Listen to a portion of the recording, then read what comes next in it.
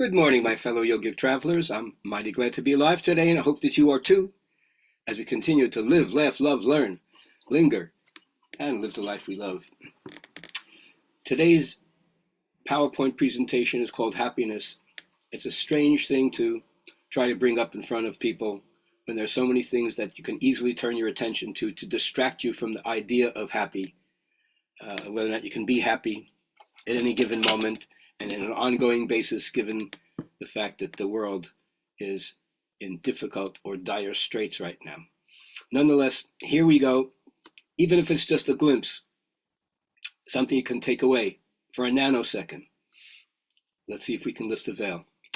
First thing is, I know it sounds selfish, but things go better for me when I'm happy. And that's connected to this next idea, which seems even more selfish, which is nothing is more important than that I feel good. Because I don't believe you can really do good if you don't feel good. You can do it for a while, but then you burn out because it's not authentic. You really feel different than what you're trying to show on the outside.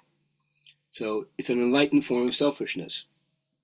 But of course, self-centeredness and doing what you need to in the privacy of your own spiritual practice is only part of what I would call the path.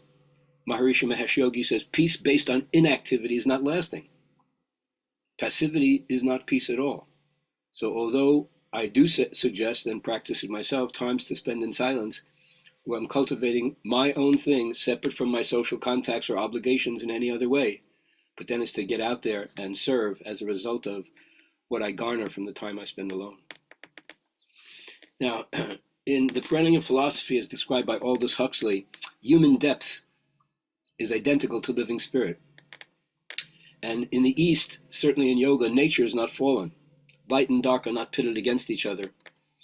And it's not white must win, but polar complements.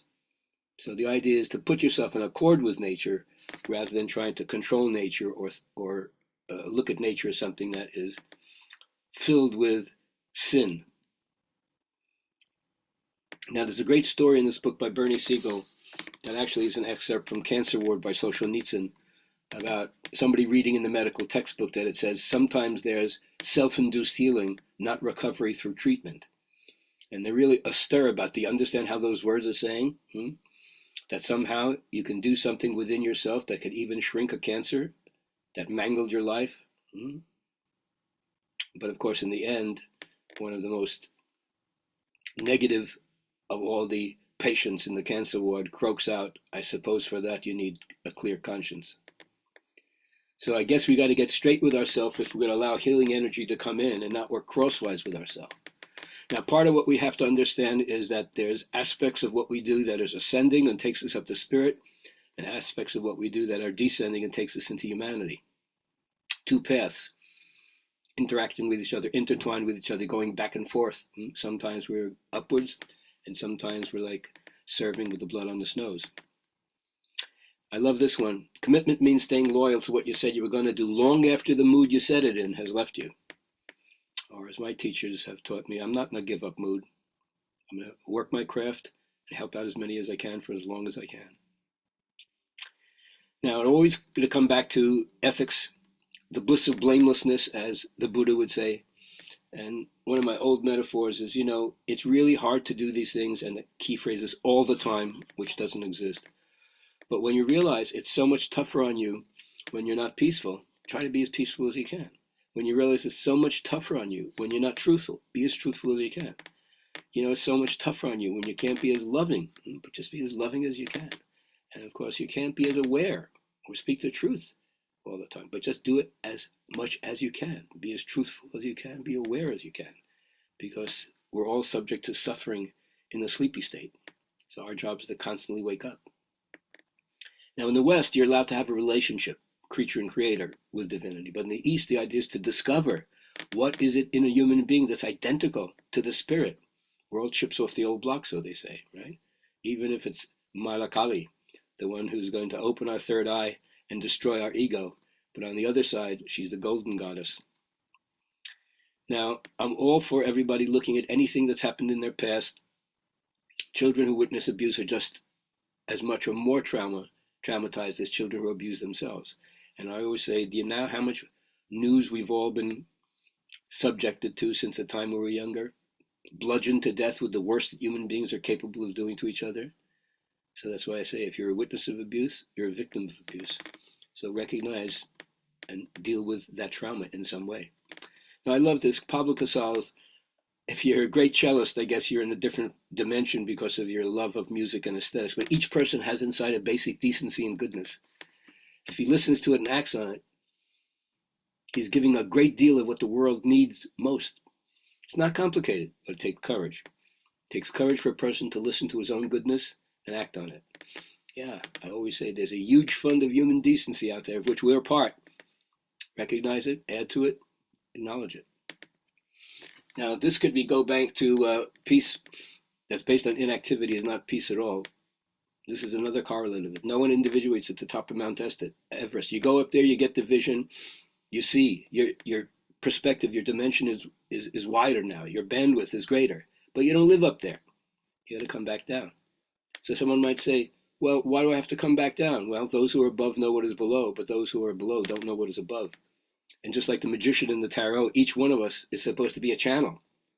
Recognize infinity is above you and bring it down from the planes above into the cultivated garden of your heart, your mind, and the way you act to other people. And then you'll understand these metaphors: growth, efficiency, service, and maintenance. Young people, growth is an important metaphor. Older people, loss is the appropriate metaphor. Efficiency, not efficiency like how many people can we bring in the train cars in Treblinka and gas people, but efficiency like having two doors, one going into the kitchen, one going out of the kitchen. It improves what? The service. And we're all here to serve everybody. On Earthship, right? The Earthship that we're all on, we're all crew, no one's passengers. And so the important thing is to learn maintenance, to keep things up. And maman in French, hermano in Spanish, right? It all indicates getting your hands involved, not having other people do your life for you. Mantener, to hold in your hands, to have it, life in your hands, to do the work yourself and not farm it out to other people. Maintenance is progress, we say, for old yoga practitioners. And then the most important thing is it's all going to come down to love. Can we be saintly? A saint's heart melts whenever it comes near another heart. You have to give up a lot of things that would make you feel antagonistic and disrespect other people, blow them off, cancel culture them. But just remember, the nubs in a reindeer baby's ears are not a mistake. I know it feels awkward. You don't know where it's going. But the truth is that those little bloody stumps are eventually going to turn into the antlers, a sign of pride, a sign of maturity, a sign of you finally coming into your own and being who you're meant to be. Our last thing I want to say is one of my old metaphors from Star Wars, when he goes in on the final run to try to shoot a torpedo into the small garbage chute of the Death Star. He hears the voice of his master saying, use the force loop. So he turns off the tracking device, and everybody back in NASA is freaking out. You, Luke, you okay? He says, yes, I'm fine. And then he uses the force and takes the shot, and he destroys the Death Star. But the thing to learn about that is, although he was open to the force and letting go of the technology that would require him to count on something outside of his intuition, at the same time, he knows enough not to turn off the engine to the jet. That is how you have the perfection of high tech and high touch. Have a great day, great weekend. See you all soon.